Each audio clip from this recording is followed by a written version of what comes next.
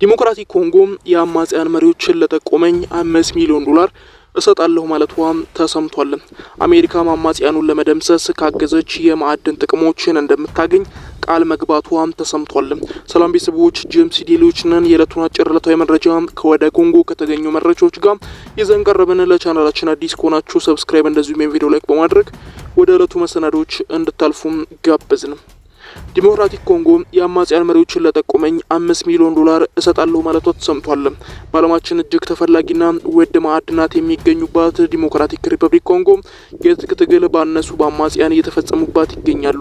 አማጺ ቡድኖቹ በተለይም በምስራቃዊቷ የሀገሪቱ ክፍል ከተሞችና የማዕድን ማውጫ ስፍራዎች ላይ ተቆጣጥረው እንደሚገኙ ይገመታል። ጎረቤት ሀገር የሆነችው ሩዋንዳ አማጽያኑን ትደግፋለች የሚል ክስ ከኪንሻሳ እየተነሳባት እንደሚገኝ ይታወቃል። ይሁንና የመንግስታቱ ድርጅት ባለፈው አመት ባደረገው ምርመራ ብቻ ወይም ሪፖርቶች 4000 የሩዋንዳ ወታደሮችን በኤም23 የተሰኘ አማጺ ቡድን ውስጥ ተቀላቅለው አግኝቻለሁ ሲል መናገሩም ይታወሳል። ይህ በሀገሩ የሚንቀሳቀሰው አማጺ ቡድን ቡካቡ እንደዚሁም ጎማ የተሰኙ ከተሞችን የተቆጣጠረ ሲሆን በዓለማችን በትጥቅ ትግል አማካኝነት የሀገሪቱን መንግስት የመጣል ፍላጎት ካላቸው መንግስታዊ ከሆኑ አካላት መካከል አንዱ እንደሆነ ይነገራል። በምርጫም ስልጣን የተቆጣጠሩት የፕሬዝዳንቱን ድርሻ የወሰዱትም ተሽካጂ መንግስት በበኩላቸው የኮንጎ ወንዝ ጥምረት በሚል የትጥቅ ትግል እያደረገ ያለው ቡድኑ 3 መሪዎች ያሉበት ለጠቆመ 5 ሚሊዮን ዶላር ለሀገሪቱ ዜጎች እንደምከፍል፣ እንደዚሁም አሜሪካ ይህንን ፍለጋ ተቀላቅላ ነገሮችን የምታስተካክል ከሆነ ደግሞ ከሀገሪቱ የተፈጥሮ ሀብት ውስጥ ከፍተኛ ድርሻ እንደሚሰጣት መናገሯ ተሰምቷል። በዓለም ላይ እጅግ ተፈላጊና ውድ የሚባሉ ማዕድናት የሚገኙባት ኮንጎ በአሁኑ ሰዓት የትጥቅ ትግል በሚያደርጉ ኃይሎች እየተፈተነች ትገኛለች።